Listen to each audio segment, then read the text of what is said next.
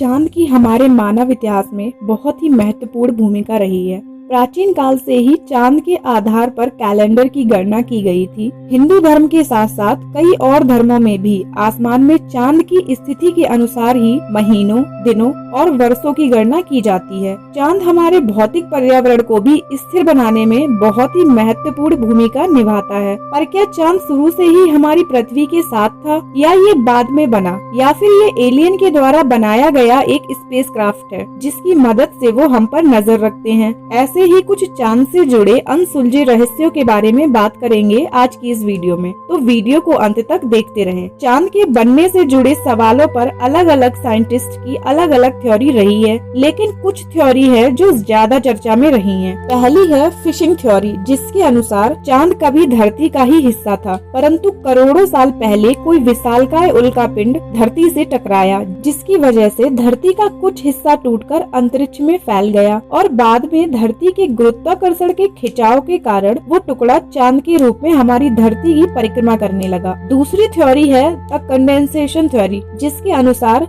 जब हमारे सौर मंडल का निर्माण हुआ तभी हमारे चांद का भी निर्माण हुआ और यह शुरू से ही हमारी पृथ्वी के साथ है। और तीसरी थ्योरी है द कैप्चर थ्योरी। इस थ्योरी के अनुसार चांद अपने सौर मंडल का हिस्सा न होकर किसी और सौर मंडल का हिस्सा रहा होगा और गुजरते वक्त के साथ जब उस सौर मंडल का गुरुत्वाकर्षण बल कम हुआ होगा तो चांद उसके ऑर्बिट से निकलकर हमारे सौर मंडल में चला आया होगा और धरती के अधिक गुरुत्वाकर्षण बल के कारण वह पृथ्वी के ऑर्बिट में फंस गया होगा। परंतु इन थ्योरीज में से कौन सी थ्योरी सबसे सही है, इस बात को कह पाना बहुत ही मुश्किल है। बीते कुछ दशकों में अलग अलग साइंटिस्ट के द्वारा चांद पर अनेक शोध किए जा चुके हैं और इन शोधों में एक बेहद ही चौंकाने वाली बात सामने आई है कि चांद नेचुरल तरीके से नहीं बना है, बल्कि इसका निर्माण किसी हमसे भी कहीं ज्यादा उन्नत सभ्यता यानी कि एलियंस के द्वारा किया गया है। और चांद कोई उपग्रह नहीं, बल्कि ये एक खास प्रकार का स्पेसशिप है जो कि अंदर से खोखला है और किसी प्रकार की धातु से बना है। इसके अंदर सभी प्रकार के नेविगेशन सिस्टम, इंजन और कई प्रकार के अन्य उपकरण भी लगे हैं और एलियंस ने इसे हमारी पृथ्वी की ऑर्बिट में स्थापित कर दिया है ताकि वो हम पर इसके माध्यम से नजर रख सके। अब चांद से जुड़े इन रहस्यों को तथ्यों के आधार पर देखते हैं। 20 नवंबर 1969 को अपोलो मिशन के दौरान अपोलो टीम ने एक लूनर मॉडल को चांद पर छोड़ा और जैसे ही वह चांद से टकराया तो वहां की जमीन पर लगभग 30 फीट चौड़ा गड्ढा बन गया और ऐसा लगा जैसे कि चांद पर भूकंप आ गया हो। और उस लूनर मॉडल के चांद से टकराने के बाद चांद में से एक विशेष प्रकार की साउंड वेव्स जनरेट हुई, जैसे कि किसी घंटे को बजाने पर निकलती है।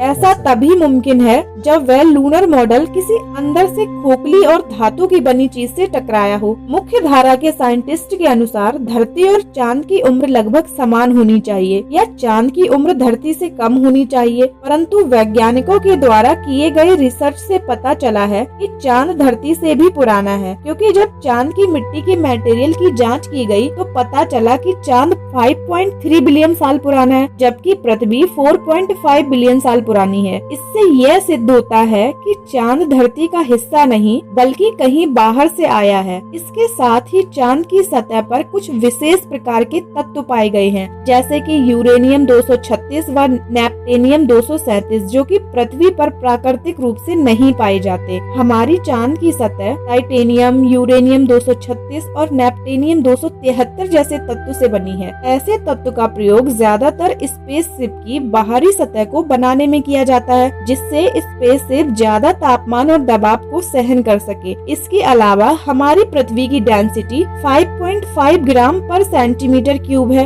जबकि चांद की डेंसिटी 3.3 ग्राम पर सेंटीमीटर क्यूब है, जिससे यह पता चलता है कि चांद अंदर से खोखला है। वैज्ञानिकों के अनुसार चांद जितना बड़ा होना चाहिए यह उससे भी बड़ा है और इसका मास आकार के हिसाब से जितना होना चाहिए ये उससे कम है। यह ऐसे कुछ तथ्य हैं जो इस ओर इशारा करते हैं कि चांद अपने आप में बहुत सारे रहस्यों को छुपाए हुए है और वैज्ञानिक इस रहस्यों को सुलझाने में लगे हुए हैं। एक दिन हम सभी को पता चल ही जाएगा कि चांद कैसे बना और क्या इसे एलियंस ने बनाया है, और अगर इसे एलियंस ने बनाया है तो इतने बड़े चांद को बनाने के पीछे उनका क्या मकसद रहा होगा।